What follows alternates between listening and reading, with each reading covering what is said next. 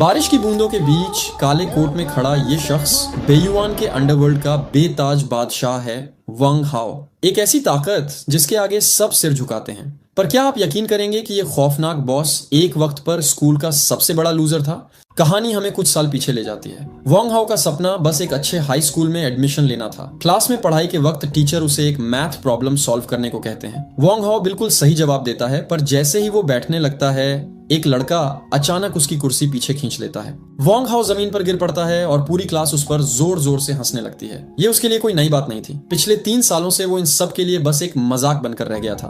तभी एक बुली आकर उसके सिर पर मारता है और उसे डांटते हुए चुपचाप बैठने को कहता है। वांग हाओ का गुस्सा अब आसमान छू रहा था और इस बार वो खुद को रोक नहीं पाता। वो घूमकर उस लड़के के चेहरे पर एक जोरदार मुक्का जड़ देता है, लेकिन उस अकेले की हिम्मत उन गुंडों के आगे ज्यादा देर नहीं टिकती। अगले ही पल उस बुली के सारे दोस्त वांग हाओ पर टूट पड़ते हैं। वो सब मिलकर उसे बुरी तरह जमीन पर गिराकर पीटते हैं। चोट खाया हुआ और दर्द से रोता हुआ वांग हाओ खुद से बस यही सवाल करता है कि आखिर उसने क्या गलत किया है, क्यों वो इस नरक से बाहर नहीं निकल पा रहा। लेकिन उसकी परेशानियां यहाँ खत्म नहीं होती। ग्राउंड में जब वांग हाओ अकेले फुटबॉल खेलना चाहता था तो वहां भी वो गुंडे आ जाते हैं और उसे पनौती बोलकर बेइज्जती करके वहां से भगा देते हैं। कुछ दिनों बाद उन गुंडों ने खुद फुटबॉल फाड़ दी थी, पर इसका सारा इल्जाम वो जबरदस्ती वांग हाओ पर थोप देते हैं। वांग हाओ चिल्लाता है कि उसने बॉल को छुआ तक नहीं, पर गुंडों की उस भीड़ में उसकी कोई नहीं सुनता। वो आखिरकार समझ चुका था कि इस कमजोर दुनिया में सच्चाई की नहीं, सिर्फ ताकत की अहमियत है। आखिरी उम्मीद लेकर वो अपने टीचर के पास जाता है और बताता है कि कैसे वो लड़के उसे बिना वजह पीटते हैं और उस पर झूठे इल्जाम लगाते हैं। लेकिन टीचर उसकी मदद करने के बजाय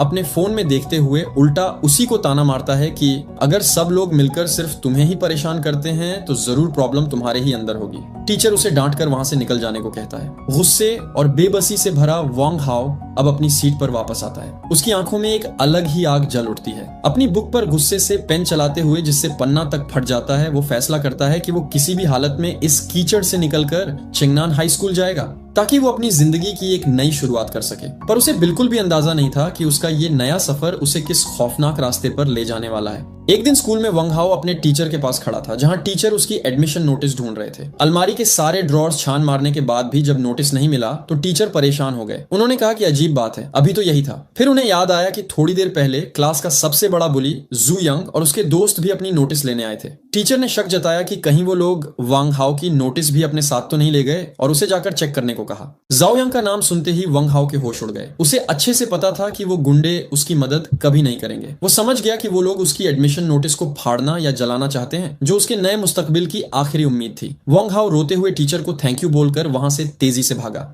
बाहर ग्राउंड में जू यंग और उसकी गैंग एक गटर के ढक्कन के पास खड़े होकर हंस रहे थे। उनके हाथ में वांग हाओ की वही एडमिशन नोटिस थी। वांग हाओ हांफते हुए वहां पहुंचा और गिड़गिड़ाए हुए बोला कि जू यंग, मेरी नोटिस मुझे वापस दे दो। लेकिन जू यंग उसे चिढ़ाते हुए नोटिस को हवा में ऊंचा उठा देता है और कहता है कि अगर हिम्मत है तो छीन कर दिखा। सारे लड़के तालियां बजाकर वांग हाओ का मजाक उड़ाने लगे, क्योंकि कम कद होने की वजह से वांग हाओ वहां तक पहुंच नहीं पा रहा था। अपनी आखिरी उम्मीद को यूं खोते देख वांग हाओ पूरी तरह टूट गया। उसकी आंखों से आंसू बहने लगे और वो हाथ जोड़कर रोने लगा। वो गिड़गिड़ाए हुए बोला कि जू यांग, मैं तुमसे भीख मांगता हूँ, प्लीज मेरी नोटिस मुझे वापस दे दो। उसकी इस बेबसी पर वो सब और जोर से हंसने लगे। जू यांग ने मौका पाकर एक शर्त रखी। उसने नोटिस को जमीन के पास किया और बड़ी ही कमीनी मुस्कान के साथ बोला कि अगर तुम मेरे आगे घुटने टेक दो तो मैं ये तुम्हें वापस दे दूंगा। वांग हाओ के पास कोई रास्ता नहीं था। इस नरक से निकलने के लिए उसने अपना सब कुछ दांव पर लगा दिया और गटर के ढक्कन के पास ही घुटने टेक दी। उसने दिल ही दिल में कसम खाई कि वो इस जगह से जरूर निकलेगा और इस जिल्लत का बदला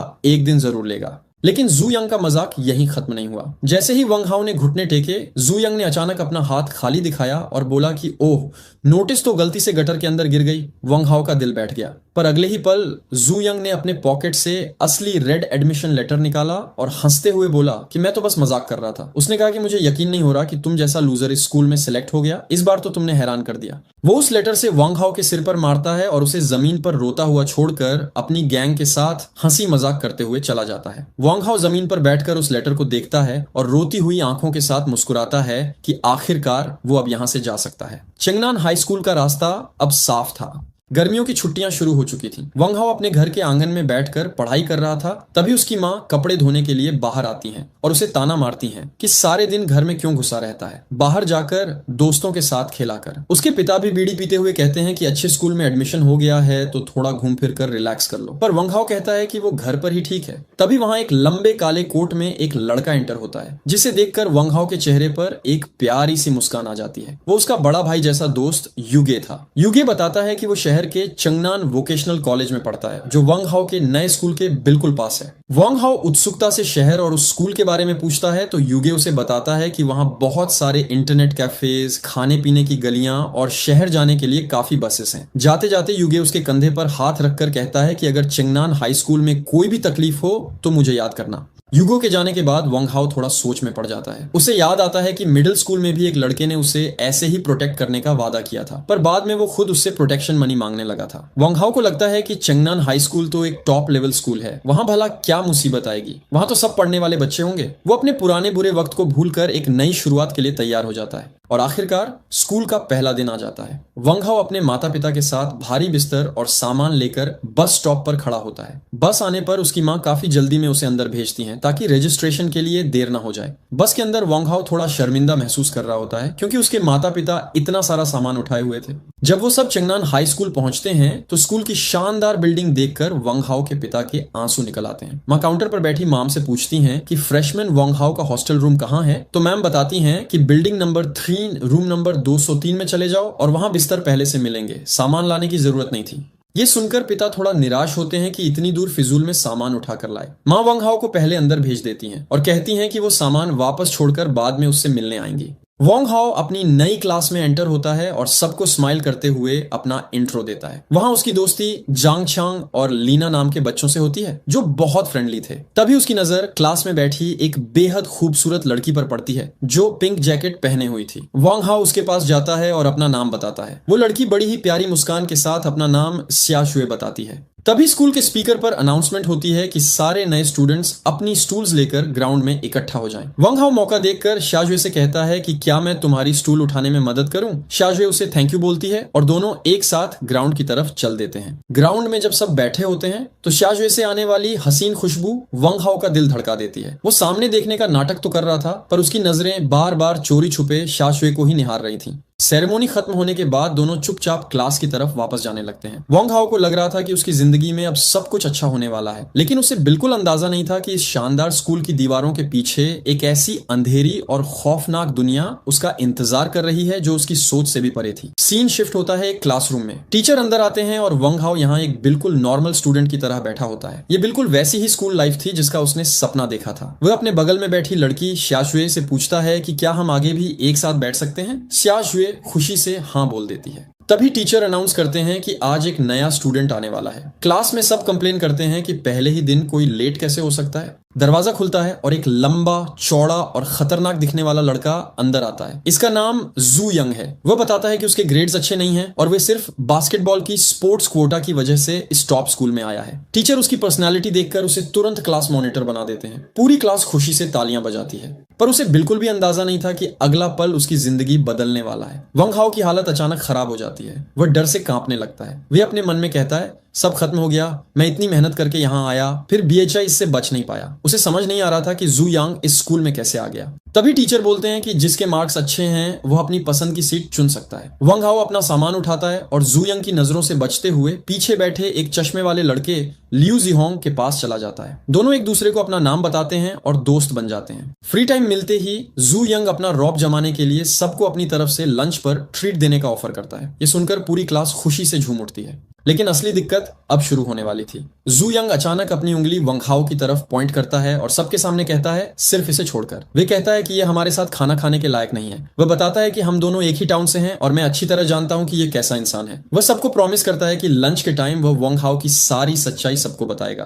पूरी क्लास जोर जोर से वंग हाओ पर हंसने लगती है। वंग हाओ को बहुत ह्यूमिलिएशन फील होता है, पर वह चुपचाप नीचे देखता रहता है। थोड़ी देर बाद शाजुए उसके पास आती है। वह गुस्से में पूछती है कि तुमने जू यंग को पलटकर जवाब क्यों नहीं दिया। वंग हाओ कहता है कि उसकी हिम्मत नहीं है, क्योंकि अगर उसने कुछ बोला तो अंजाम और भी बुरा होगा। ये सुनकर शाशुए थोड़ी डिसअपॉइंटेड होती है। वह समझाती है कि अगर तुम खुद के लिए खड़े नहीं होगे तो कोई और भी तुम्हारी मदद नहीं करेगा। वह स्ट्रांगली कहती है कि अगली बार अगर उसने तुम्हें परेशान किया तो तुम्हें पलटवार करना ही होगा, और अगर तुमने नहीं किया तो मैं तुम्हारी तरफ से स्टैंड लूंगी, क्योंकि मुझसे तुम्हारी यह बेइज्जती नहीं देखी जाती। यह सुनकर वंग हाओ थोड़ा हैरान होता है, पर उसे हिम्मत मिलती है। वह कहता है इसकी जरूरत नहीं है, मैं खुद उससे निपट लूंगा। यह सुनकर शाजुए खुशी से मुस्कुरा देती है। लेकिन क्या सच में वंग हाओ डर छोड़कर जू यंग का सामना कर पाएगा, या लंच टाइम में जू यंग उसका कोई ऐसा राज खोलने वाला है जिससे इस नए स्कूल में वंग हाओ की जिंदगी पहले दिन ही बर्बाद हो जाएगी। शाजुए की बातों से वंग हाओ को थोड़ी हिम्मत मिलती है और उसके चेहरे पर एक सुकून भरी मुस्कान आ जाती है, पर उसे बिल्कुल अंदाजा नहीं था कि अगले ही पल वहां जू यंग अपने दोस्तों के गैंग के साथ आकर खड़ा हो जाएगा।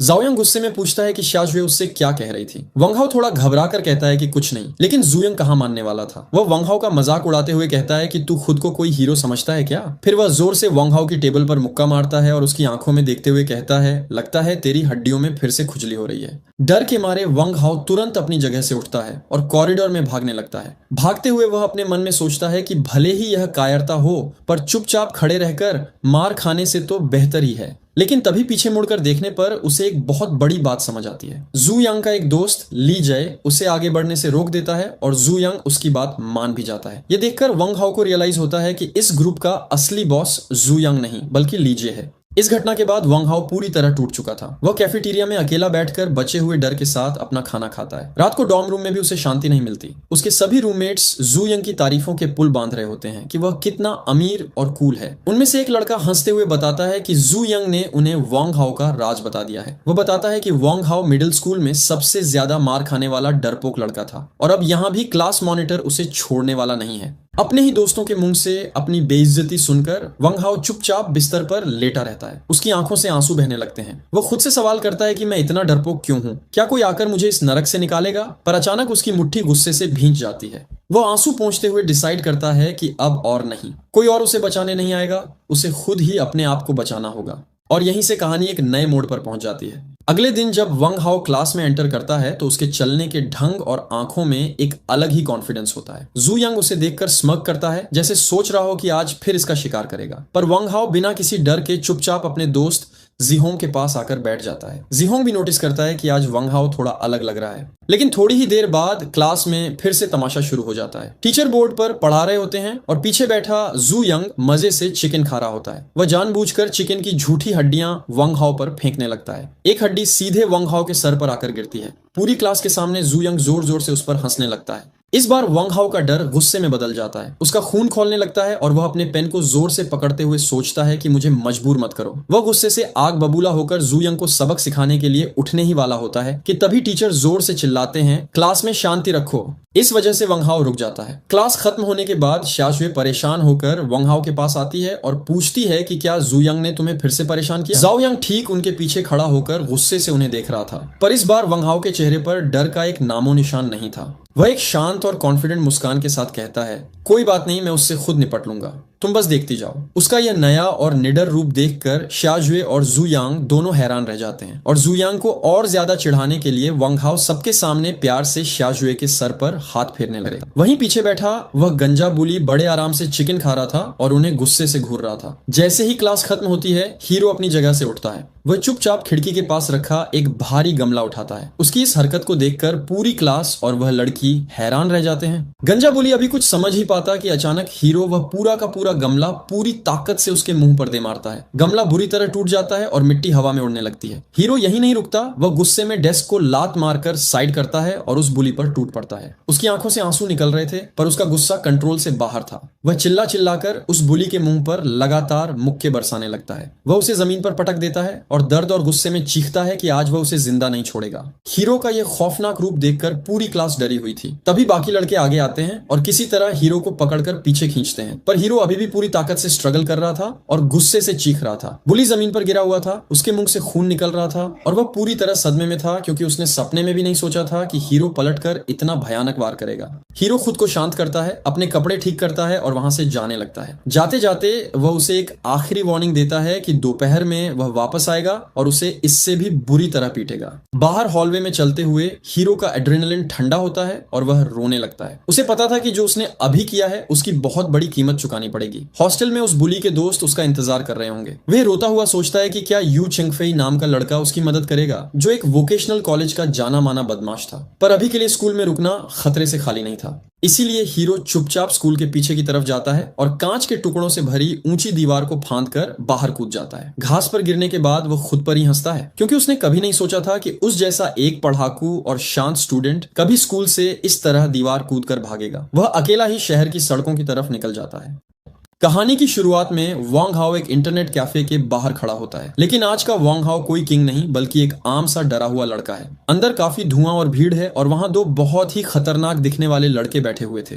एक व्हाइट बालों वाला जिसका नाम युएन शाओ था और दूसरा ब्लैक शर्ट वाला मेंग लियांग। वांग हाओ डरते हुए अंदर जाता है क्योंकि उसे यहाँ यू चेंगफेई की तलाश थी। जब वह आसपास देखता है तो उसे वह कहीं नहीं मिलता। वह काउंटर पर जाकर कैफे के बॉस से पूछता है कि क्या उसने चेंगनन स्कूल के यू चेंगफेई को देखा है। बॉस बताता है कि उसने रात भर बैठकर गेमिंग की है और अभी पक्का अपने डॉर्म में सो रहा होगा। यह सुनकर वांग हाओ की उम्मीद टूट जाती है, लेकिन असली दिक्कत अब शुरू होने वाली थी।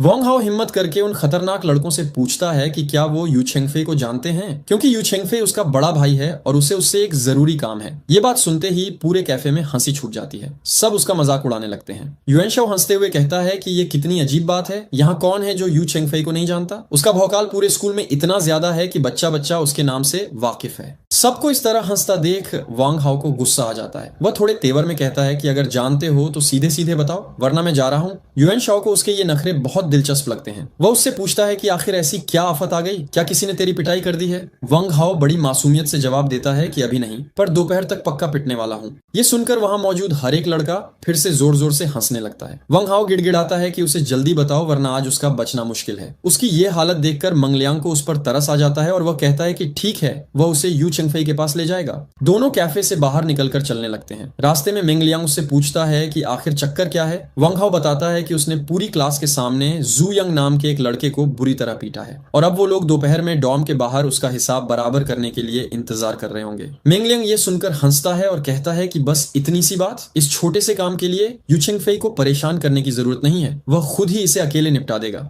पर वांग हाओ को उस पर बिल्कुल भरोसा नहीं हो रहा था। वह कहता है कि वह उसे ढंग से जानता तक नहीं है। तब मेंग लियांग उसे समझाता है कि यू चेंगफेई का भाई मतलब उन सब का भाई, और अब उसकी परेशानी उनकी परेशानी है। वे आज दोपहर तक इस पूरे मामले को हमेशा के लिए खत्म कर देगा। वांग हाओ अपने दिमाग में सोच ही रहा था कि ये अकेले इतने सारे लड़कों को कैसे संभालेगा, क्या ये रास्ते चलते किसी को भी मदद के लिए बुला लेगा। तभी अचानक मेंग लियांग सड़क के उस पार एक लड़के को आवाज लगाता है, ये जान इधर आओ। एक व्हाइट जैकेट वाला लड़का अपने दोस्तों के साथ दौड़कर वहां आता है और मेंग लियांग को बहुत इज्जत से भाई बुलाता है। मेंग लियांग उसे डांटता है कि वह क्लास छोड़कर बाहर क्यों घूम रहा है, पर इस समय येजन के सामने उसकी सारी होशियारी धरी की धरी रह जाती है। येजन हंसते हुए अपने दोस्तों के साथ खाना खाने की बात करता है और कहता है कि उन्हें जल्दी ही क्लास के लिए निकलना होगा। तभी लियांगे आगे आता है और उनसे एक जरूरी बात करने को कहता है। येजन बिल्कुल तैयार हो जाता है और कहता है कि लियांगे के लिए वह कुछ भी करने को राजी है। लियांग अपने छोटे भाई वांग हाओ से मिलवाता है, जो उन्हीं के स्कूल का एक नया स्टूडेंट है। वांग हाओ को देखते ही येजन कहता है कि यह चेहरा कुछ जाना पहचाना लग रहा है। लियांगे बताता है कि वांग हाओ को उसकी क्लास में थोड़ी परेशानी हो गई है और वह चाहता है कि येजन इस मामले को संभाल ले।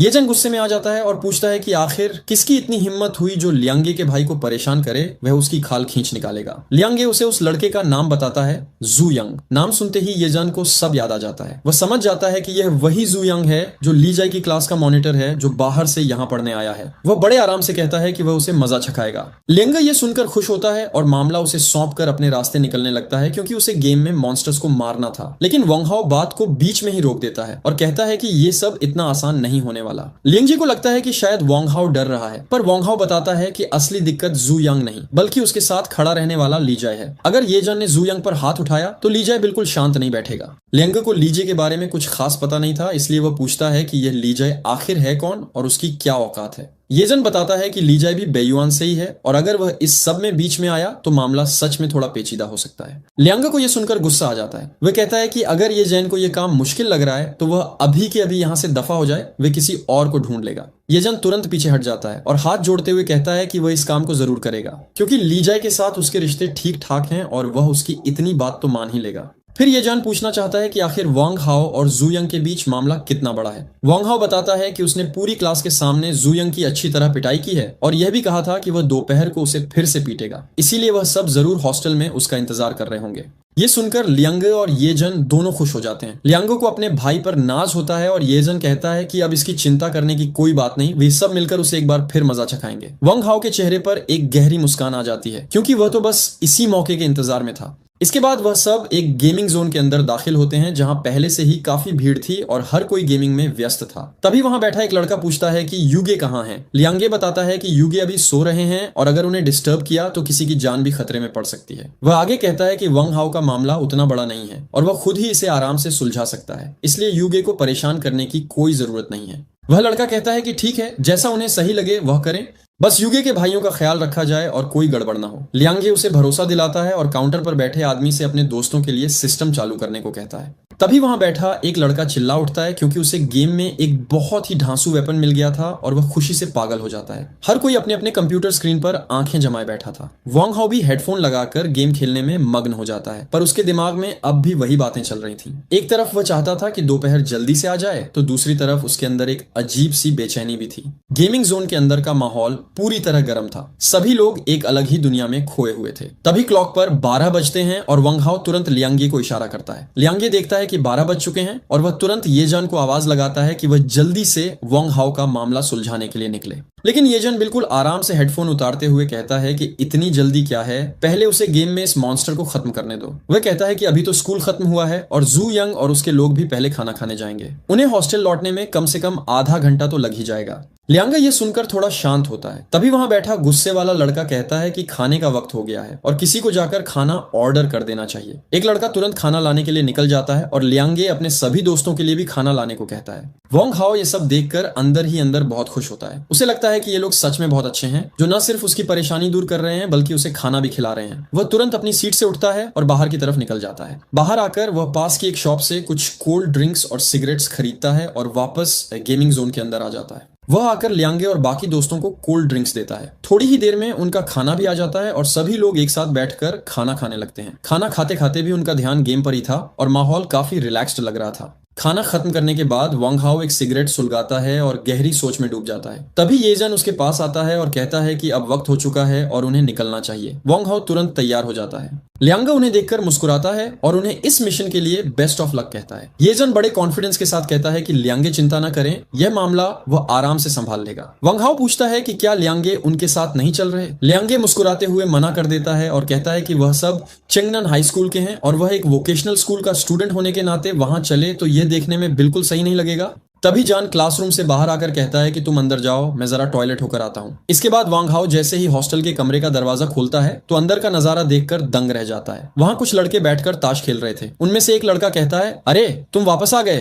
तभी वांग हाओ देखता है कि एक लड़के ने अपने गंदे जूते सीधे उसके बिस्तर पर टिका रखे हैं। वांग हाओ मन ही मन सोचता है, यह तो मेरा बिस्तर है। तभी बिस्तर पर बैठा वो लड़का सिगरेट सुलगाते हुए बड़े घमंड से कहता है, तुम्हारा बिस्तर सच में काफी आरामदायक है। वैसे मुझे उम्मीद नहीं थी कि तुम सच में वापस आने की हिम्मत करोगे। मुझे तो लगा था कि तुम डरकर डोंगुआन शहर वापस भाग गए हो। ये सुनकर बाकी लड़के भी हंसने लगते हैं। वांग हाओ अपनी मुट्ठियां भींचते हुए आगे बढ़ता है और कहता है, जो यांग, हम दोनों एक ही शहर के हैं, तो फिर तुम्हारा इस तरह बार बार मुझे परेशान करना कहाँ तक ठीक है। जो यांग धुएं का कश लेते हुए कहता है, अगर हम एक ही शहर के हैं तो क्या हुआ, मुझे तुम्हें परेशान करना अच्छा लगता है। बस क्यों, क्या कर लोगे, क्या देख रहे हो? तुमने ही कहा था ना कि दोपहर में तुम मुझसे दोबारा निपटोगे। लो, मैं यहीं खड़ा हूँ, हिम्मत है तो मारो मुझे। जो यांग की ये बदतमीजी देखकर वांग हाओ का सब्र टूट जाता है और वो पूरी ताकत से उसके गाल पर एक जोरदार थप्पड़ जड़ देता है। थप्पड़ खाते ही जो यांग की आंखें गुस्से से लाल हो जाती हैं और वो चिल्लाता है, तुम्हारी इतनी हिम्मत, तुमने मुझ पर हाथ उठाया। तभी वहां बाकी लड़के तमाशा देखने लगते हैं। इतने में जान दौड़ते हुए कमरे में आता है और कहता है, क्या चल रहा है यहाँ पर? और वो बिना सोचे समझे जो यांग के पेट पर एक जोरदार लात मारता है जिससे जो यांग पीछे रखी कुर्सी से जा टकराता है। जान आगे बढ़कर जू यांग का कॉलर पकड़ लेता है और गुस्से में दहाड़ता है, मेरे भाई पर हाथ उठाने की हिम्मत कैसे हुई तुम्हारी? क्या तुम्हें अपनी जान प्यारी नहीं है? जान का यह उग्र रूप देखकर कमरे में मौजूद बाकी लड़के भी बुरी तरह सहम जाते हैं। तभी वहां खड़ा एक दूसरा लड़का लीजी आगे आता है और जान का हाथ पकड़कर कहता है, ये जान, क्या तुम इसे अच्छी तरह जानते हो? लीजी, ये तो सरासर दादागिरी है, इसने मेरे भाई के बिस्तर को पैरों से रौंद दिया। लीजी कहता है, लेकिन शुरुआत तो वांग हाओ ने ही की थी, उसने क्लासरूम में जो यांग को मारा था। इस पर जान पलटकर जवाब देता है, तो क्या जो यांग ने पहले उसके सिर पर चिकन की हड्डियां नहीं फेंकी थी? ऐसी हरकत भला कौन बर्दाश्त करेगा? अगर मैं उसकी जगह होता तो अब तक जो यांग का सिर धड़ से अलग कर चुका होता। ये तो वांग हाओ का सीधापन है जो उसने सिर्फ एक थप्पड़ मारकर छोड़ दिया। लीजी बात को संभालते हुए कहता है, जो भी हो, मारपीट करना गलत है। वांग हाओ को हमें इसका जवाब देना होगा। जान गुस्से में कहता है, तुम्हें कैसा जवाब चाहिए? वांग हाओ एक सीधा साधा लड़का है और तुम लोग रोज उसे परेशान करते हो, क्या तुम्हें इसमें बड़ा मजा आता है? लीजी कहता है, हमने उसे कब परेशान किया? जो यांग तो बस उसके साथ मजाक कर रहा था और ये पागल हो गया। जान उसकी तरफ उंगली उठाकर कहता है, अच्छा, चबाई हुई हड्डियां किसी के सिर पर फेंकना मजाक होता है क्या? लीजी, हम भी काफी समय से बाहर रह रहे हैं, इसीलिए मुझे बच्चों जैसी कहानियां सुनाना बंद करो। लीजी थोड़ा शांत होते हुए कहता है, ठीक है, पहले तुम जो यांग को छोड़ो। अब जब बात यहां तक पहुंच ही गई है तो क्यों ना हम दोनों एक एक कदम पीछे हटें। मेरा मान रखते हुए इस मामले को यहीं रफा दफा करते हैं, क्या विचार है? तभी जो यांग बीच में बोलते हुए जान से पूछता है, कितने पैसे? जान हैरान होकर पूछता है, क्या? कौन से पैसे? लीजी भी चौंक जाता है। वांग हाओ, जरा यहाँ आओ, बताओ तुम्हें कितने पैसे दिए गए हैं, मैं तुम्हें उससे दोगुना देने को तैयार हूँ। ये सुनते ही जान का गुस्सा 7वें आसमान पर पहुंच जाता है। वो जू यांग को एक और जोरदार थप्पड़ मारता है और चिल्लाता है, भाड़ में गए तुम्हारे पैसे, तुमने मुझे क्या समझ रखा है? वांग हाओ मेरा भाई है, समझा तुमने? मेरा भाई। तुम्हें क्या लगता है तुम्हारे पास थोड़े से पैसे क्या आ गए, तुम कुछ भी खरीद लोगे? ऐसा लगता है कि तुमने लीजी को भी पैसों के दम पर ही अपना चमचा बना रखा है। बताओ, उसे अपने साथ रखने के लिए कितने पैसे दिए हैं तुमने?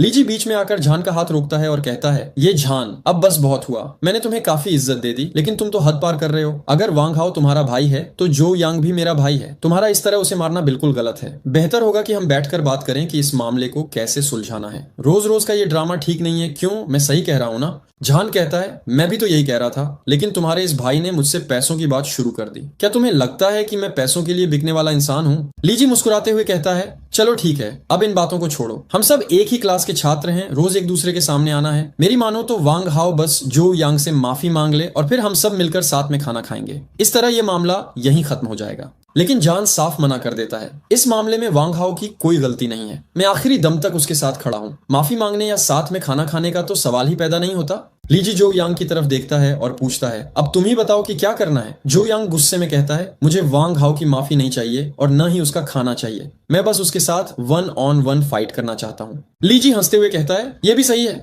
जान, क्यों ना हम दोनों इस मामले से दूर रहें और इन दोनों को आपस में ही अपना मामला सुलझाने दें।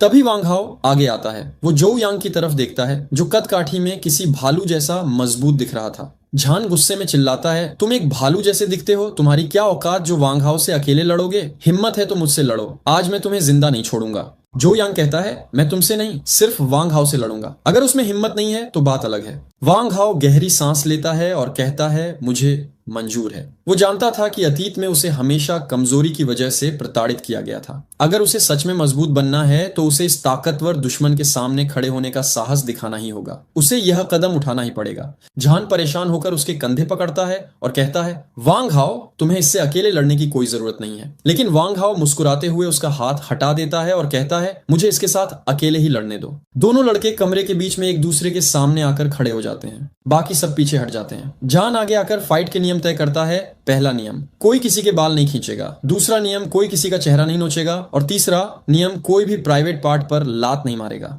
समझे? जो यांग अपनी उंगलियां चटकाते हुए तैयार हो जाता है। जान कहता है, तो फिर शुरू करो। और तभी वांग हाओ अपनी पूरी ताकत समेटकर पहला पंच जाओ यांग की तरफ चलाता है। लेकिन असलियत में वांग हाओ अभी जमीन पर गिरा हुआ था और जू यांग उस पर अपने मुक्कों की बरसात कर रहा था। वांग हाओ किसी भी तरह जू यांग का पैर पकड़कर उसे रोकने की कोशिश करता है, पर जू यांग गुस्से में लगातार उस पर हमला करता रहता है। वांग हाओ दर्द से रो रहा था, पर उसकी आंखों में आज एक अजीब सी आग थी। उसने तय कर लिया था कि चाहे जो हो जाए वह आज हार नहीं मानेगा। अचानक वांग हाओ अपनी पूरी ताकत लगाता है और जू यंग को जमीन पर पटक देता है। अब बारी उसकी थी। वांग हाओ लगातार अपने मुक्के जू यंग के चेहरे पर बरसाने लगता है। वह तब तक नहीं रुकता जब तक कि जू यंग के चेहरे से खून न निकलने लगे। ये पल उसके लिए बहुत बड़ा था। इस एक पल के लिए उसने न जाने कितने सालों तक इंतजार किया था। अपनी पूरी भड़ास निकालने के बाद वांग हाओ वहीं जमीन पर गिर जाता है। उसे लगता है कि आखिरकार ये सब यहीं खत्म हो गया, पर असल कहानी तो अभी शुरू होनी बाकी थी। जाओ यांग के दोस्तों को यह बिल्कुल हजम नहीं होता। वह गुस्से में आगे बढ़ते हैं, लेकिन तभी येजन उनके रास्ते में खड़ा हो जाता है। जू यंग का दोस्त गुस्से में कहता है कि जब जू यंग मार खा रहा था तो तुमने हमें क्यों रोका। येजन मुस्कुराते हुए कहता है कि तुम लोग अगर चाहो तो सब मिलकर मुझसे लड़ सकते हो, पर तुम लोग वांग हाओ पर हाथ उठाने की औकात नहीं रखते, क्योंकि वह मिंगलियांग का भाई है। और यह नाम सुनते ही पूरे कमरे में सन्नाटा छा जाता है। मिंगलियांग ये एक ऐसा नाम था जिससे पंगा लेने के बारे में यहाँ कोई सोच भी नहीं सकता था। जू यंग के दोस्तों के डर के मारे पसीने छूटने लगते हैं। वह समझ जाते हैं कि अगर उन्होंने आज कुछ किया तो वह यहाँ से अपने पैरों पर चलकर वापस नहीं जाएंगे। वह तुरंत जू यंग को समझाते हैं कि चुपचाप हार मान ले।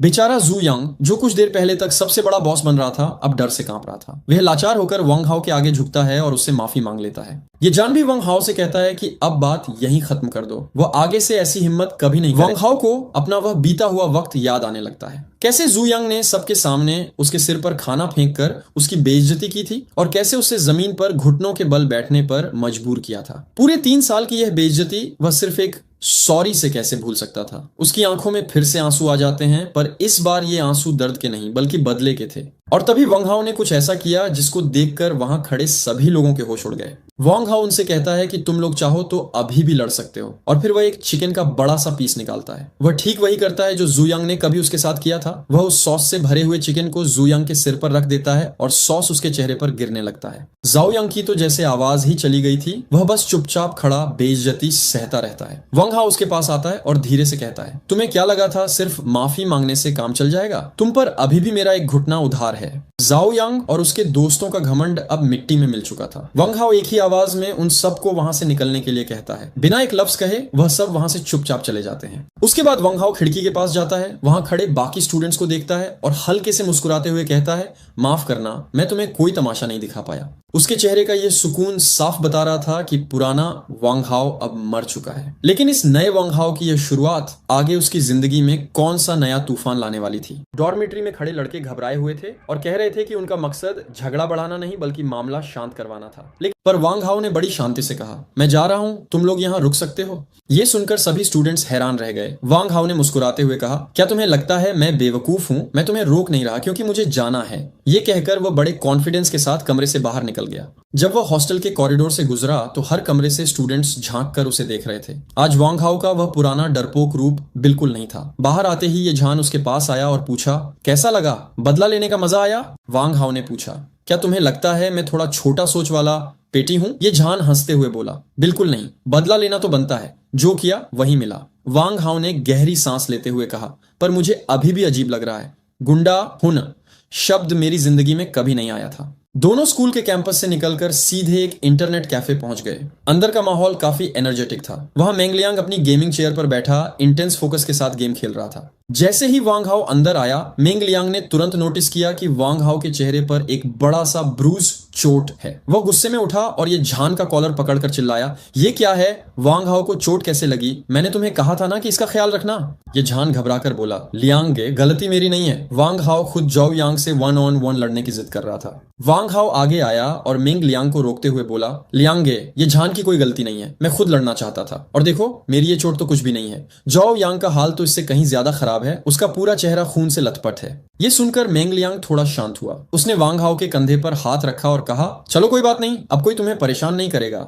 थोड़ी देर बाद मेंग लियांग ने वांग हाओ को साइड में ले जाकर समझाया, मैंने यूगे से बात की है, उसने कहा है कि तुम एक अच्छे लड़के हो, पर अक्सर लोग तुम्हारा फायदा उठा लेते हैं, इसीलिए अब स्कूल में अपने क्लासमेट्स के साथ अच्छे रिलेशंस बनाओ, पता नहीं कब किसकी मदद की जरूरत पड़ जाए। वांग हाओ ने हाँ में सिर हिलाया और वहां से निकलकर वापस क्लास में आ गया। क्लास में एंटर करते ही सबकी नजरें उस पर थीं। वह अपनी सीट पर गया तो उसके बगल वाला चश्मे वाला लड़का लिu जिहोंग धीरे से बोला, वांग हाओ, जाओ यांग ने हम सबको धमकी दी है कि अगर किसी ने तुमसे बात की तो वह उसे मार देगा, इसलिए हम डर रहे थे। वांग हाओ कुछ बोलने ही वाला था कि तभी क्लास की सबसे खूबसूरत लड़की शिया शुए वहां आई। उसने लिu जिहोंग से कहा, लिu जिहोंग, क्या हम सीट स्वैप कर सकते हैं? लिu जिहोंग तुरंत उठ गया और शिया शुए वांग हाओ के बगल में आ बैठी। उसने वांग हाओ के चेहरे पर लगी चोट को देखा और मुस्कुराते हुए कहा, हे नॉट बैड, तुमने तो कमाल कर दिया।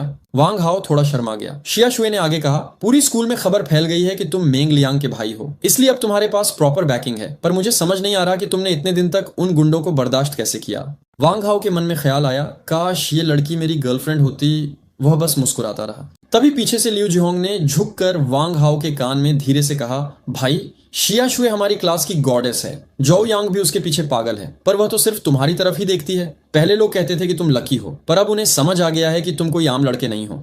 वांग हाओ हैरानी से शिया शुए को देखता है, जो अभी भी उससे प्यार से बात कर रही थी। क्लासरूम का माहौल शांत था, पर वांग हाओ के दिमाग में शांति नहीं थी। वह पीछे बैठे कुछ लड़कों को आपस में फुसफुसाते हुए देख रहा था। उसने सोचा, चलो अगर वो लोग मुझे परेशान नहीं करेंगे तो मैं भी उन्हें इग्नोर करूंगा, बस पीस चाहिए मुझे। तभी शिया शुए ने एक छोटी सी फोल्डेड पेपर उसकी तरफ स्लाइड की। वांग हाओ ने खोलकर देखा तो उस पर लिखा था, क्या तुमने वो बुक कल फिनिश कर ली? और नीचे एक स्माइली बनाया था। वांग हाओ ने मुस्कुराते हुए शिया शुए की तरफ देखा, जो शर्मा कर मुस्कुरा रही थी। लेकिन ये सुकून ज्यादा देर तक नहीं चलने वाला था। वांग हाओ को टीचर के ऑफिस बुलाया गया। टीचर ने गुस्से में पूछा, सुनने में आया है कि इंग्लिश क्लास में तुमने जोउ यांग के सिर पर फ्लावर पॉट मार दिया। वांग हाओ ने बड़ी चतुराई से झूठ बोल दिया, सर ऐसा कुछ नहीं है, मैं और जोउ यांग दोनों डोंगुआन टाउन से हैं। हमारे बीच बस एक छोटा सा मिसअंडरस्टैंडिंग था, वो भी सुलझ गया। टीचर ने उसकी बात मान ली और उसे जाने दिया। एक हफ्ता बीत गया। क्लास में वांग हाओ के बगल बैठा चश्मे वाला लड़का लिu जिहोंग धीरे से बोला, वांग हाओ सावधान रहना, जोउ यांग और ली जिए ने तुम्हारे खिलाफ लोग ढूंढने शुरू कर दिए हैं। जोउ यांग सबको धमकी दे रहा है कि अगर किसी ने तुमसे बात की तो वो उसे नहीं छोड़ेगा।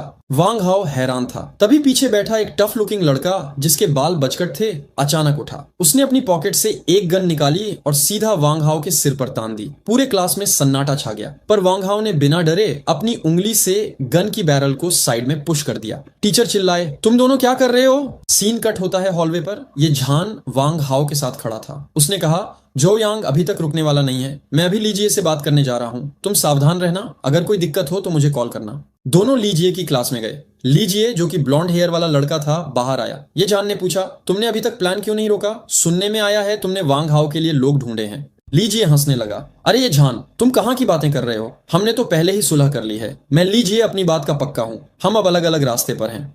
ये सुनकर वांग हाओ को लगा कि शायद वह गलत सोच रहा था, शायद वह बस पैरानॉइड हो गया है।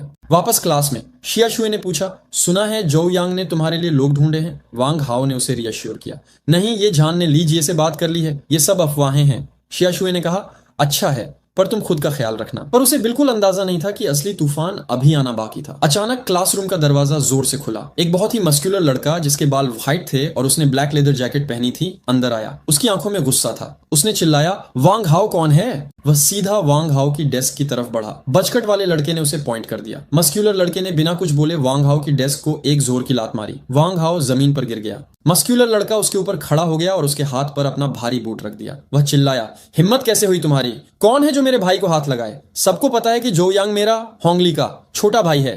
पूरे क्लास को झटका लगा। लीजिए भी हैरान रह गया। वांग हाओ जमीन पर लेटा सोच रहा था, मुझे तो ये भी नहीं पता था कि जोउ यांग का कोई बड़ा भाई है। होंगली गुस्से में बोला, मेरा भाई यहाँ छेंगनान हाई स्कूल में शांति से पढ़ने आया था, इसीलिए उसने किसी को नहीं बताया कि हम रिलेटेड हैं। पर इसका मतलब ये नहीं कि तुम उसे बुली करोगे, और जब उस पर मुसीबत आई तो उसने मुझे कॉल क्यों नहीं किया? लीजिए बीच में आया और घबराहट में बोला, भाई 1000 युआन ले लो, बात खत्म करते हैं। होंगली ने उसकी बात अनसुनी कर दी। उसने अपना बूट वांग हाओ के चेहरे पर रख दिया और कहा, इस दुनिया में पैसे ही सब कुछ नहीं होते, कभी कभी ताकत भी बोलती है। वांग हाओ दर्द से कराह रहा था। उसके दिमाग में बस एक ही ख्याल आ रहा था, मैं कितना कमजोर हूं, मैं कुछ नहीं कर सकता, मुझे बस ये झान के आने का इंतजार करना है। और तभी क्लासरूम का दरवाजा जोर से खुलता है और ये झान भागता हुआ अंदर आता है। उसकी नजरें जमीन पर पड़े वांग हाओ पर पड़ती हैं और वह शॉक रह जाता है। उसे अब समझ आ गया है कि वह लेदर जैकेट पहना हुआ मस्कुलर लड़का होंगली असल में जोउ यांग का बड़ा भाई है। वांग हाओ जमीन पर पड़ा सोच रहा था कि अब सब खत्म है, उसकी किस्मत खराब है। ये झान ने तुरंत होंगली को समझाने की कोशिश की, लीगे ये वांग हाओ है, मेंग लियांग का स्वॉन ब्रदर है, बस एक छोटी सी मिसअंडरस्टैंडिंग है इन दोनों के बीच। पर होंगली का गुस्सा 7वें आसमान पर था। वह चिल्लाया, मिसअंडरस्टैंडिंग? तुम्हें मीडिएट करने बोला है या वांग हाओ को मेरे भाई के ऊपर चिकन बोन्स फेंकने को कहा है? ये कहकर उसने ये झान को एक इतना जोर का मुक्का मारा कि वह सीधा जमीन पर गिर गया। ये जान दर्द से कराह रहा था, पर उसने वांग हाओ की तरफ देखा और धीरे से कहा, भाई माफ करना, आज मैं तुम्हें कवर नहीं कर पाऊंगा। होंगली अब ये झान को लात मारने ही वाला था कि लीजिए बीच में कूद पड़ा। वह घबराया हुआ बोला, लीगे रुको, ये झान को नहीं पता था कि जोउ यांग तुम्हारा भाई है, वरना वह कभी ऐसा करता ही नहीं। होंगली ने लीजिए को धक्का दिया और वांग हाओ की तरफ बढ़ा। तभी जमीन पर लेटे हुए ये झान ने होंगली का बूट पकड़ लिया ताकि वह वांग हाओ तक न पहुंच सके। होंगली ने गुस्से में पूछा, अभी भी इसे बचा रहा है? ये झान ने हिम्मत करके कहा, लीगे, शायद मैं तुम्हारे ही भले के लिए ये कर रहा हूँ। तुम मेंग लियांग को इग्नोर कर सकते हो, पर उनके पीछे जो ताकत है उससे पंगा लेना तुम्हारे लिए मुश्किल हो सकता है। होंगली जोर से हंसा और बोला, बात सीधी है। जोउ यांग मेरा भाई है, अगर उसे किसी ने मारा है तो बदला तो लूंगा ही। चाहे मेंग लियांग या यू शाओशाओ ही यहाँ आ जाए, मैं अपनी बात पर अडिग रहूंगा। और तभी क्लासरूम के दरवाजे पर एक नया कैरेक्टर एंटर करता है। गोल्डन जैकेट, लंबे वेवी बाल और चेहरे पर एक कॉन्फिडेंट मुस्कान। ये था सु शियाओबाई। होंगली ने हैरानी से पूछा, सु शियाओबाई, तुम यहाँ क्या कर रहे हो? सु शियाओबाई ने मुस्कुराते हुए कहा, एक दोस्त ने भेजा है, देखा जा सके तो वांग हाओ के लिए बात कर दूं। जमीन पर पड़ा वांग हाओ ये सुनते ही समझ गया कि ये यू चेंगफेई यूगे का ही काम है। उसने सोचा, लगता है यूगे को पहले से ही पता था कि मुसीबत आएगी। ये झान ने राहत की सांस ली और सु शियाओबाई से रिक्वेस्ट की। सु शियाओबाई ने होंगली से कहा, इस बार किसी ऐसे ने भेजा है जिसकी बात मैं टाल नहीं सकता। होंगली, थोड़ा फेस दो, मैटर को सुलझा लेते हैं। होंगली ने सोचा और फिर मान गया, क्योंकि वह सु शियाओबाई का कर्जदार था। उसने कहा, ठीक है, आज इसे नहीं मारूंगा, बस कल दोपहर 12 बजे तक 1000 युआन चाहिए। सु शियाओबाई वांग हाओ के पास आया और धीरे से फुसफुसाया, होंगली से पिटने वाले को यूजुअली एक हफ्ता हॉस्पिटल में बिताना पड़ता है, पैसे देकर जान बच गई, इसे ही अच्छा मानो। ये कहकर वह वहां से चला गया। होंगली ने जाते जाते वांग हाओ को वार्न किया, अगर दोबारा जोउ यांग के पास गए तो जान से मार दूंगा। गैंग के जाने के बाद शियाशुए और ये जान ने वांग हाओ को उठाया। शियाशुए ने चिंता से पूछा, क्या तुम्हारे पास पैसे हैं, मैं दे दूं? वांग हाओ ने मना कर दिया, नहीं, मेरे पास अपना तरीका है। शाम का वक्त था और वांग हाओ और ये झान स्कूल के बाहर सड़क पर चल रहे थे। वांग हाओ अभी भी उस बीटिंग के बारे में सोच रहा था जो उसने होंगली से खाई थी, पर ये जान का एटीट्यूड बिल्कुल अलग था। वह मुस्कुराते हुए बोला, यार, गेटिंग बीटन अप में बड़ी बात क्या है? कौन सा लड़का है जो बचपन से लेकर आज तक नहीं पिटा? हम जैसे लोगों के लिए तो ये डेली का नाश्ता है। वांग हाओ हैरान था कि ये जान इतना ओपन माइंडेड कैसे है। ये जान ने समझाया, देखने में हम अब कितने भी पावरफुल क्यों ना लगे, हाई स्कूल के कॉरिडोर्स में दबंगई क्यों ना करें, असल में हम सब वहीं से शुरू किए हैं जहां से तुम अब हो। हर एक को पिटाई खानी पड़ी है। लीजिए को देख लो, वह बचपन से कितना पिटा है, और अभी भी कभी भी कोई नया झगड़ा हो सकता है। ये जान ने आगे कहा, हर किसी के पास बैकअप नहीं होता। मेरी लाइफ भी ऐसी ही थी, हर कदम मार खाकर ही आगे बढ़ा हूं। धीरे धीरे अपने लोग जोड़े, धीरे धीरे दूसरों को मारना शुरू किया और तब जाकर लोगों ने मुझे माना। कोई इससे टूट जाता है, पर कोई इससे और सख्त बन जाता है। वांग हाओ के मन में ये जान की ये बातें गूंज रही थीं। उसने सोचा, मिडिल स्कूल के 3 साल की बुलिंग ने मुझे कमजोर और डरपोक बना दिया था, पर ये जान की बातों ने मेरे अंदर कहीं एक नई उम्मीद की किरण जगा दी है। ये जान ने कहा, इसलिए पिटना कोई बड़ी बात नहीं है। असल में हमें लकी होना चाहिए कि सु शियाओबाई आ गया। अगर वह नहीं आता तो शायद हम दोनों की हालत और भी खराब होती। होंगली कोई आम गुंडा नहीं है, वे ग्रेड 11 का सबसे खतरनाक लड़का है। मेंग लियांग भी उसे आसानी से नहीं संभाल सकता। जोउ यांग ने सही आदमी ढूंढ लिया है बदला लेने के लिए, पर वह पैसे का भूखा है, वह जोउ यांग से पैसे लूटेगा ही। दोनों वहां से सीधे इंटरनेट कैफे पहुंच गए। कैफे का ओनर उन्हें देखते ही चिल्लाया, मेंग लियांग के ये 2 छोटे भाई फिर आ गए, चेहरे और शरीर पर छोटे हैं, लगता है फिर पिट गए। अंदर मेंग लियांग उनका इंतजार कर रहा था। वह गुस्से में बोला, क्या हुआ, फिर पिट गए? वांग हाओ ने सिर हिलाकर हाँ कहा और बताया, मामला खत्म नहीं हुआ है, जोउ यांग ने हेल्प बुलाई है, इस बार हम दोनों को मार पड़ी है। मेंग लियांग और गुस्से में आ गया, किसने मारा? ये झान ने कहा, होंगली, वो कुत्ते का बच्चा। मेंग लियांग चिल्लाया, उसकी खाल में अभी नोच लूंगा। ये झान ने बताया, वह कहता है जोउ यांग उसका भाई है। मामला सिंपल नहीं है। मेंग लियांग समझ गया कि होंगली पैसों के लिए लड़ता है, वरना वो खुद उससे निपट लेता। तभी वांग हाओ ने आगे बढ़कर कहा, थैंक यू कि आपने सु शियाओबाई को भेजा, उसकी वजह से हम बच गए, पर मैं ये मामला यहाँ खत्म नहीं करना चाहता, और वो 1000 रुपए भी मैं नहीं दूंगा। मेंग लियांग ने कहा, हम तुमसे वो पैसे कभी नहीं लेंगे। वांग हाओ ने पूछा, पर सु शियाओबाई तो आपका भेजा हुआ नहीं था ना? अगर आपने नहीं भेजा तो किसने उसे मेरी मदद के लिए भेजा? अचानक यू शाओशाओ यूगे गुस्से में ये झान की तरफ मुड़ा और चिल्लाया, ये झान, एक मामला भी ठीक से नहीं सुलझा पाया, अभी तक हमारे पास आने की हिम्मत कैसे हुई? तुम्हें वो बीटिंग मिलनी चाहिए थी, यहां से दूर हो जाओ। पूरे कैफे में सन्नाटा छा गया। सब शौक थे कि यूगे अचानक ये झान को क्यों डांट रहा है। मेंग लियांग ने एक शैतानी मुस्कान के साथ कहा, अभी तक खड़े क्या हो, दिमाग है या नहीं? और वांग हाओ को लेकर बाहर निकल गया। वो तीनों बिल्डिंग की छत रूफटॉप पर पहुंच गए। वहां शांति थी। मेंग लियांग ने कहा, यह झान अच्छा लड़का है, सबका ख्याल रखता है। यू शाओशाओ ने सिगरेट सुलगाते हुए कहा, इस बार होंगली के सामने वह कुछ नहीं कर सकता था। मेंग लियांग ने यू शाओशाओ से सिगरेट मांगी और दोनों में हल्की फुल्की नोक झोंक शुरू हो गई। वांग हाओ ने बीच में बोलकर उन्हें रोका, पहले बात खत्म करो, लड़ाई बाद में करना। मेंग लियांग ने गंभीर होकर वांग हाओ से पूछा, सबसे पहले ये बताओ, क्या तुम इस मामले को ऐसे ही छोड़ दोगे? वांग हाओ ने तुरंत कहा, नहीं, अगर मैंने हार मान ली तो जोउ यांग मुझे हमेशा के लिए कुचल देगा। यू शाओशाओ ने सिगरेट का कश लेते हुए असल सच्चाई बताई। सुनो, हमने ये झान को इसलिए डांटा और भगाया क्योंकि होंगली ने हाथ उठा दिया है। मामला अब सिंपल नहीं रहा। ये झान चेंगनान हाई स्कूल का स्टूडेंट है। अगर वो हमारी वोकेशनल स्कूल के झगड़ों में फंस गया तो उसके लिए मुसीबत खड़ी हो जाएगी। मेंग लियांग ने वांग हाओ को समझाया कि इस इलाके में 3 स्कूलों के गैंग्स के बीच एक ट्राइपॉड यानी 3 तरफा राइवलरी है, चेंगनान हाई, बेयुआन वोकेशनल और बेयुआन नंबर 7 मिडिल स्कूल। मेंग लियांग ने बताया, देख वांग हाओ, हम तीनों स्कूलों के गुंडे आपस में एक दूसरे को पसंद नहीं करते, पर हम एक बैलेंस बनाए रखते हैं। लेकिन अगर ये झान जो चेंगनान हाई का स्टूडेंट है हमारी तरफ से लड़ाई में कूदा तो उसका अपने ही स्कूल में जीना हराम हो जाएगा। इसलिए इंटरनेट कैफे में उन्होंने ये झान को जानबूझकर सबके सामने डांटा और भगा दिया। ये सब एक नाटक था ताकि चेंगनान हाई के लोगों को लगे कि ये झान को वोकेशनल स्कूल वालों ने रिजेक्ट कर दिया है ताकि उसकी इज्जत बच सके। वांग हाओ ये सुनकर हैरान रह गया। उसे एहसास हुआ कि ये लोग कितने समझदार हैं और वो सच में ये झान की परवाह करते हैं। मेंग लियांग ने वांग हाओ के कंधे पर हाथ रखा और कहा, अगर तुम हार नहीं मानना चाहते तो हम तुम्हारे साथ हैं। अब से तुम हमारे अपने भाई हो। ये सुनकर वांग हाओ की आंखों में आंसू आ गए। पहली बार उसने महसूस किया कि उसके पास असली दोस्त हैं। अगली सुबह तीनों सड़क पर चल रहे थे। मेंग लियांग ने वांग हाओ केओ क्लास में जाने को कहा और एश्योर किया कि वो होंगली और जोउ यांग को हैंडल कर लेंगे। वांग हाओ मुस्कुराया और स्कूल के लिए निकल पड़ा। जब वांग हाओ क्लासरूम में एंटर हुआ तो क्लास मॉनिटर जोउ यांग तुरंत खड़ा हो गया। उसने गुस्से में कहा, वांग हाओ, तुम लेट आए हो। एज अ मॉनिटर मुझे तुम्हें पनिश करना पड़ेगा। तुम्हें 5000 शब्दों का निबंध लिखना पड़ेगा और पूरे क्लास के सामने पढ़ना पड़ेगा। वांग हाओ ने शांति से उसकी तरफ देखा और धीरे से बोला, शिएनी माँ, तेरी माँ का शुक्रिया।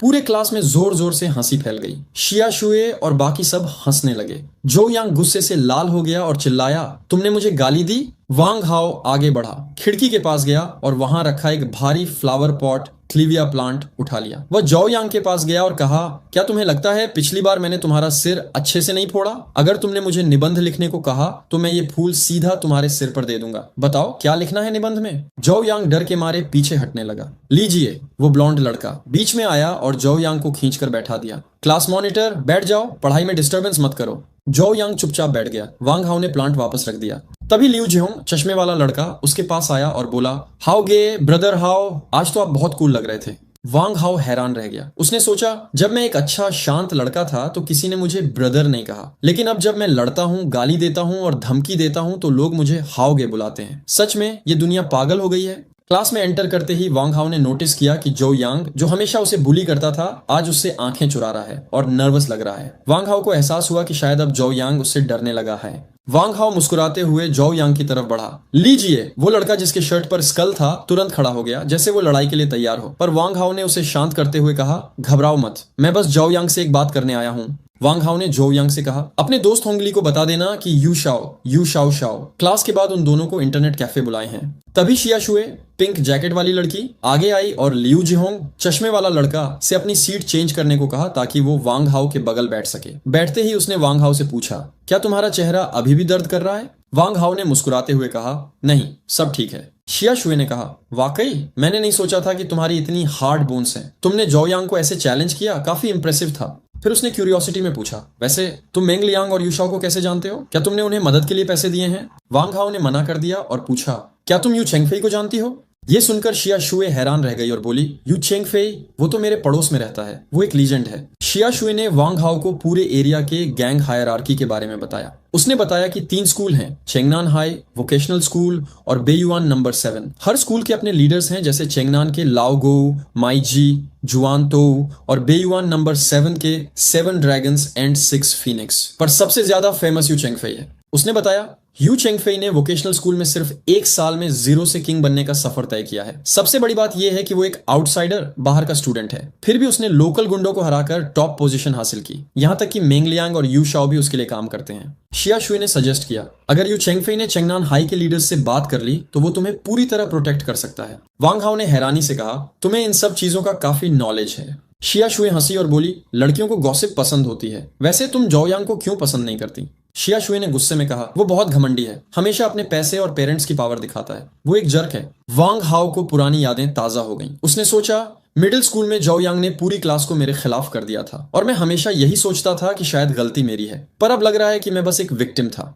क्लास खत्म हुई। वांग हाओ ने जो यांग से कहा, होंगली को ढूंढो, मैं तुम दोनों का इंतजार टीचिंग बिल्डिंग के नीचे करूंगा। जो यांग डर के मारे कांपने लगा। वांग हाओ बिल्डिंग के बाहर खड़ा था। तभी उसने सू शियाओबाई, लंबे बालों वाला लड़का को देखा जो एक लड़की के साथ आ रहा था। वांग हाओ ने सोचा, ये लड़की काफी सुंदर है, सू शियाओबाई के साथ अच्छी लग रही है। सू शियाओबाई ने वांग हाओ को देखा और कहा, मैं जोउ यांग और होंगली का इंतजार कर रहा हूँ। यू शाओ उनसे बात करना चाहते हैं। वांग हाओ समझ गया कि सू शियाओबाई वहां उसकी मदद के लिए आया है। उसने सोचा, रुको, मैं ये पूछना भूल गया कि आखिर किसने सू शियाओबाई को दोपहर को मेरी मदद के लिए भेजा था। स्कूल के बाहर होंगली और जोउ यांग ने वांग हाओ का रास्ता रोक लिया। होंगली गुस्से में था। उसने कहा, सुबह सुबह यू शाओ के पास क्या करने जा रहा है? मैंने तुमसे 1000 रुपए मांगने को कहा था। क्या तुम्हें लगता है तुम बहुत बादशाह हो गए हो? क्या तुम वोकेशनल स्कूल वालों को बुलाकर यहाँ छेंगनान हाई में राज करना चाहते हो? वांग हाओ ने बिना डरे कहा, चलो, यू शाओ इंतजार कर रहे हैं। होंगली और जोउ यांग हैरान रह गए कि ये लड़का अब डर नहीं रहा। वो दोनों भी वांग हाओ के पीछे चल पड़े। इंटरनेट कैफे के बाहर पहुंचते ही माहौल काफी इंटेंस हो गया। वहां मेंग लियांग अपने पूरे गैंग के साथ खड़ा था। होंगली ने मजाक में कहा, ओए यू शाओ, इतने सारे लोग क्यों बुलाए हैं? क्या मुझे मारने का प्लान है? पर मेंग लियांग हंसने लगा और होंगली को गले लगा लिया। अरे पगले, इतने लोग सिर्फ वेलकम करने के लिए हैं। तुम वोकेशनल स्कूल वालों पर भरोसा नहीं करते क्या? दोनों हंसने लगे और बाकी लोग भी रिलैक्स हो गए। लग रहा था कि ये दोनों पुराने दोस्त हैं जो आपस में मजाक कर रहे हैं। थोड़ी देर बाद मेंग लियांग और होंगली कैफे की सीढ़ियों पर बैठकर सिगरेट पी रहे थे। वांग हाओ पीछे खड़ा सुन रहा था। होंगली ने पूछा, यू चेंगफेई, यू शाओ कहाँ है? मेंग लियांग ने कहा, वो कल रात भर गेमिंग कर रहा था, अभी डॉर्म में सो रहा है। फिर बात असली मुद्दे पर आई। मेंग लियांग ने कहा, मेरा सुझाव है कि ये मामला यहीं खत्म कर दो। मैंने ये जान को इसलिए भेजा था ताकि मामला शांत हो जाए। सुना है ये जान और लीजिए की आपस में अच्छी बनती है, वो इसे सॉल्व कर सकते थे। मैंने सुना था कि दोनों पार्टियां मान गई थीं, तो बीच में वांग हाओ क्यों आया? होंगली ने गुस्से में कहा, यू शाओ, जरा होश में बात करो। अगर मामला शांत हो गया होता तो ठीक था, पर तुम्हारे इस छोटे भाई वांग हाओ ने हद कर दी। उसने जोउ यांग के सर पर चिकन बोन्स फेंक दिए। ये इंसल्ट थी। वांग हाओ आगे आया और बोला, पहली बात, जोउ यांग ने पहले चबाए हुए चिकन बोन्स मेरे सर पर फेंके थे। दूसरी बात, मैं दोपहर को डॉर्म गया तो उसने मेरे बिस्तर पर पैर रख दिए। और तीसरी बात, जोउ यांग ने मिडिल स्कूल में 3 साल तक मुझे बुली किया है। मैं और बर्दाश्त नहीं कर सकता था। मेंग लियांग ने यह सुनकर होंगली की तरफ देखा। सुन लिया ना, 3 साल तक बुलिंग? होंगली जोर से हंसा। यू शाओ, मैंने आज तक किसी को 3 साल तक बुली होते नहीं देखा जो इतना टफ हो। जो बंदा 3 साल तक मार खाता है वो अचानक इतना बदल कैसे सकता है? मुझे लगता है ये झूठ बोल रहा है। मेंग लियांग ने सिगरेट का कश लेते हुए समझाया, इसमें हैरान होने वाली कोई बात नहीं है। पुराना वक्त अलग था। 30 साल नदी के इस पार, 30 साल नदी के उस पार, मतलब वक्त बदलता रहता है। कोई हमेशा विक्टिम नहीं रहता। जैसे हमारा यू चेंगफेई। यू शाओ, 1 साल पहले वोकेशनल स्कूल में वो भी एक मामूली लड़का था जिसे सब मारते थे, पर आज वो किंग है। वांग हाओ भी वही कर रहा है। होंगली ने घूरते हुए कहा, वांग हाओ जैसे छोटे लेवल के लड़के को यू चेंगफेई से कंपेयर मत करो, वो इसके लायक नहीं है। मेंग लियांग मुस्कुराया। 1 साल पहले लोग यू शाओ को भी ऐसे ही चिढ़ाते थे। आज भी बहुत लोग उसे गाली देते हैं, पर वो ऊपर आ गया। फिर मेंग लियांग ने होंगली से रिक्वेस्ट की, होंगली, हमारी दोस्ती अच्छी है, मेरा एक एहसान मानो, वांग हाओ को अब और मत सताओ, मामला यहीं खत्म करो। इंटरनेट कैफे के बाहर का माहौल काफी टेंस था। मेंग लियांग ने वांग हाओ को इशारा किया और कहा, वांग हाओ इधर आओ और लीगे होंगली को कॉल करो। अगर तुम्हें छेंगनान हाई स्कूल में सरवाइव करना है तो लीगे की प्रोटेक्शन चाहिए। वांग हाओ आगे बढ़ा और उसने झुककर लीगे कहा, पर होंगली, जो एक स्पाइक्स वाली लेदर जैकेट पहने बैठा था, उसने गुस्से से हाथ दिखा दिया। मुझे कोई नया भाई नहीं चाहिए, मैं इतना जेनरस नहीं हूँ। मेंग लियांग ने सिचुएशन को संभालने की कोशिश की। ठीक है, अगर तुम इसे भाई नहीं मानना चाहते तो कोई बात नहीं, बस इसे और परेशान मत करो। होंगली का गुस्सा 7वें आसमान पर था। उसने सिगरेट का कश लेते हुए कहा, यू शाओ, मेंग लियांग के बॉस का कहना मानकर मैंने इसे अभी तक नहीं मारा, वरना ये लड़का अभी तक जमीन पर लेटा होता। मुझे पता है ये तुम्हारा छोटा भाई है, इसलिए मैंने हाथ नहीं उठाया, पर मुझे 1000 रुपये चाहिए। अचानक मेंग लियांग के पीछे खड़ा एक लड़का, ब्लैक शर्ट वाला, गुस्से में आगे आया और चिल्लाया, अगर तूने इसे फिर से हाथ लगाया तो तेरा बुरा हाल कर दूंगा। होंगली खड़ा हो गया और उसने उस लड़के को घूरा। तू कौन है बीच में बोलने वाला? तू बस माईजी के दम पर इतना बोल रहा है ना? चल, अगर हिम्मत है तो 1-on-1 लड़ाई। होंगली जोर से हंसा। आज के जमाने में कौन 1-on-1 लड़ता है? अगर तुम सब मिलकर भी मुझे मारना चाहो तो भी मैं तुम्हारे लिए पीस ऑफ केक हूँ। चलो, बेस्ट ऑफ 3 BO3 खेलते हैं। मेंग लियांग ने तुरंत बीच में कूदकर सिचुएशन को कंट्रोल किया। होंगली, शांत हो जा, हम यहाँ लड़ने नहीं, बात करने आए हैं। अगर हम दोनों गैंग्स आपस में लड़े तो नतीजे बहुत बुरे होंगे, तुम्हें समझना चाहिए। होंगली थोड़ा शांत हुआ, पर उसने अपनी शर्त रखी। मैं समझता हूँ, पर मेरे भाई जोउ यांग का बदला लेना जरूरी है। वांग हाओ को 1000 रुपये देने होंगे और मेरे भाई से माफी मांगनी होगी। मेंग लियांग ने हैरानी से पूछा, क्या तुम्हें इतना सख्त होना पड़ेगा? होंगली हंसा। यू शाओ, ये सिचुएशन है। वांग हाओ तो बस तुम्हारा एक छोटा भाई है, क्यों उसके लिए इतनी दिक्कत ले रहे हो? तभी मेंग लियांग ने एक बड़ा खुलासा किया। दरअसल वांग हाओ मेरा भाई नहीं है, वो यूगे यू चेंगफेई का भाई है। होंगली जोर से हंसने लगा। झूठ मत बोलो, यूगे को इस मामले के लिए यू चेंगफेई को लाने की जरूरत नहीं पड़ेगी। अगर वांग हाओ सच में यू चेंगफेई का भाई होता तो क्या वो ऐसे पिटकर खड़ा होता? और तभी थाक, एक ईंट हवा में उड़ी और सीधा होंगली के सिर पर जा लगी। होंगली के सिर से खून बहने लगा। वो दर्द और गुस्से में चिल्लाया, कौन है साला, किसने मारा? सबकी नजरें सड़क की तरफ गईं। वहां एक लंबा साया दिखाई दिया। वो यू चेंगफेई, यू शाओ था, अपने सिग्नेचर ग्रे ट्रेंच कोट में। मेंग लियांग और बाकी लोग तुरंत खुश हो गए। यू गे, आप फाइनली आ गए। होंगली का चेहरा डर से सफेद पड़ गया। यू चेंगफेई आगे बढ़ा और होंगली को देखकर मुस्कुराया। हेलो चूहा, राइट, होंगली का निकनेम।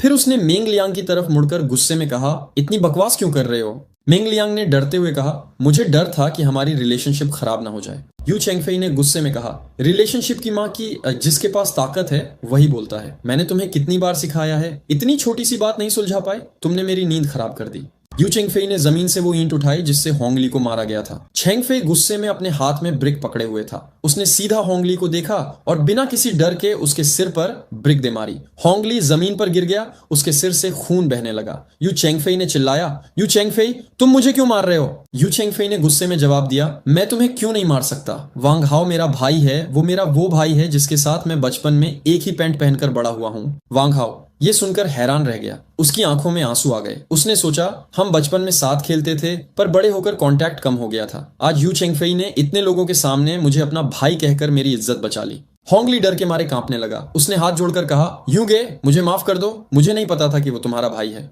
यू चेंगफेई ने अपना ध्यान जौ यांग की तरफ किया। वो जौ यांग के पास गया और पूछा, हम पहले मिले हैं ना? मैंने तुम्हें पहले मारा था ना? वांग हाओ शॉक रह गया। उसे अब समझ आया कि यू चेंगफेई ने जौ यांग को पहले भी मारा था। यू चेंगफेई ने जौ यांग से पूछा, बताओ मैंने तुम्हें उस वक्त क्यों मारा था? जौ यांग पसीने पसीने हो गया। उसने डरते हुए कहा, तुमने मुझे कहा था कि अब से वांग हाओ को कभी परेशान मत करना। वांग हाओ को झटका लगा। उसने सोचा, मतलब यू चेंगफेई ने 6 महीने पहले जौ यांग को मेरे लिए वार्न किया था, पर उसके बाद भी जौ यांग ने मुझे और ज्यादा बुली किया। यू चेंगफेई ने गुस्से में कहा, लगता है तुमने मेरी एडवाइस नहीं मानी। उसने जमीन से एक और ब्रिक उठाई।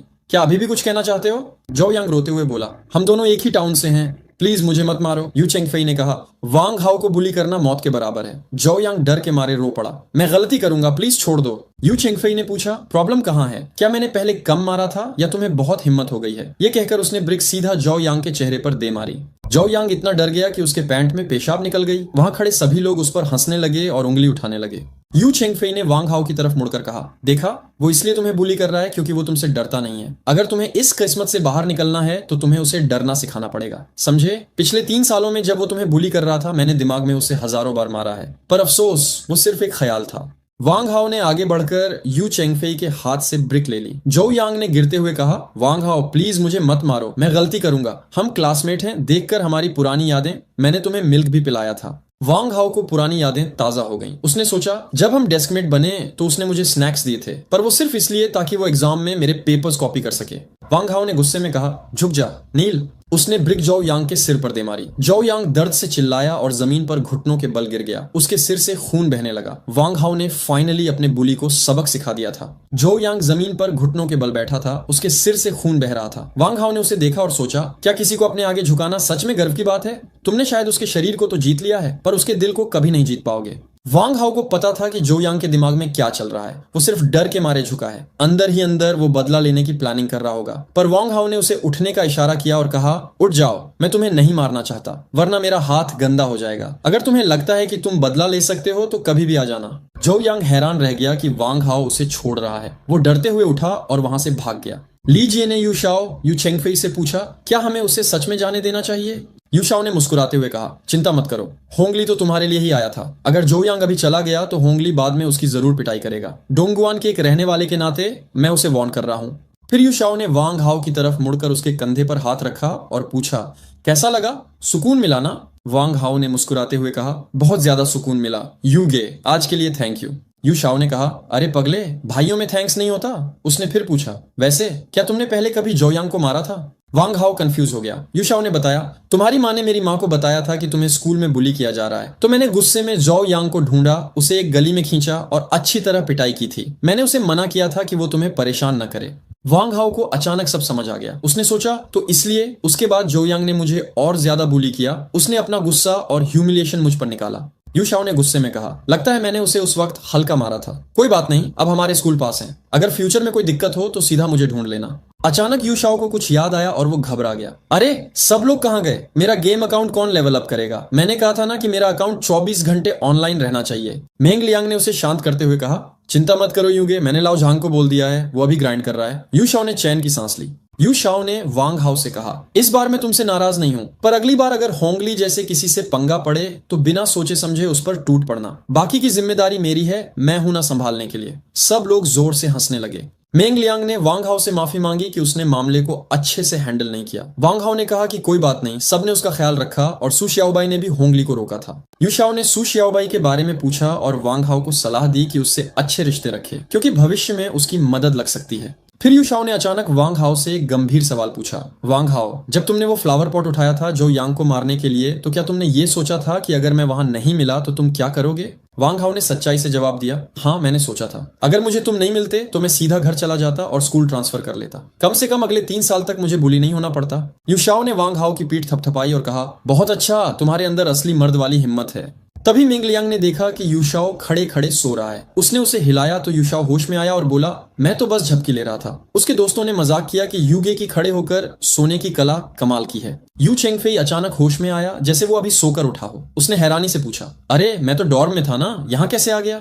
मेंग लियांग और बाकी लोग हैरान रह गए। मेंग लियांग ने कहा, यूगे तुम तो यहाँ आधे घंटे से खड़े हो, तुमने ही तो होंगली और जोयांग को पीटा था। वांग हाओ भी कंफ्यूज था। उसने सोचा, क्या यूगे को सब भूल गया? हमने अभी बात की थी।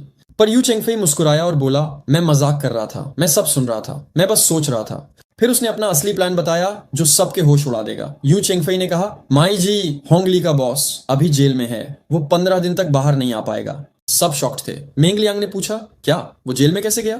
यू चेंगफेई ने हंसते हुए बताया, मैंने एक लियांगपी स्टॉल के मालिक को पैसे देकर कहा था कि वो माई जी के खाने में एक पूरी बोतल मिर्च डाल दे। माई जी का गुस्सा 7वें आसमान पर चला गया। उसने हंगामा किया और पुलिस ने उसे उठा लिया। अब वो 15 दिन तक फ्री खाना जेल खाएगा। वांग हाओ समझ गया। इसलिए यू चेंगफेई ने होंगली को इतनी बुरी तरह पीटा क्योंकि उसका बॉस माई जी पहले से ही जेल में था, तो कोई बदला लेने वाला नहीं था। यू चेंगफेई फिर वांग हाओ की तरफ मुड़ा और गंभीर होकर कहा, वांग हाओ मेरी बात ध्यान से सुनो, तुम्हें चेंगनान हाई स्कूल छोड़ना पड़ेगा।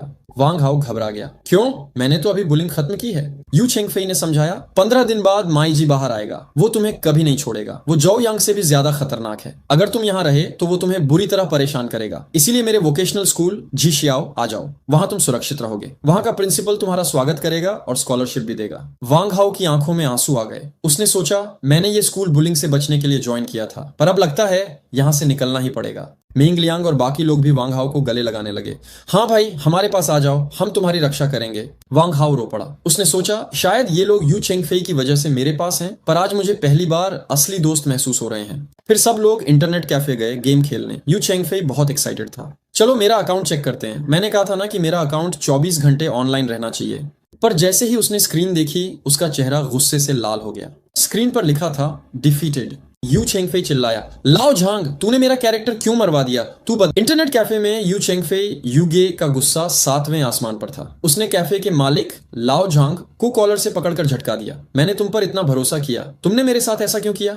लाओ झांग डर के मारे कांप रहा था। मैंने जानबूझकर नहीं किया, कोई कस्टमर पैसे देने आया था, मैंने स्क्रीन स्विच की और जब वापस आया तो आपका कैरेक्टर गेम में मर चुका था। यू चेंगफेई ने गुस्से में कहा, तुम्हें पता है मेरा अकाउंट कितना इंपॉर्टेंट है?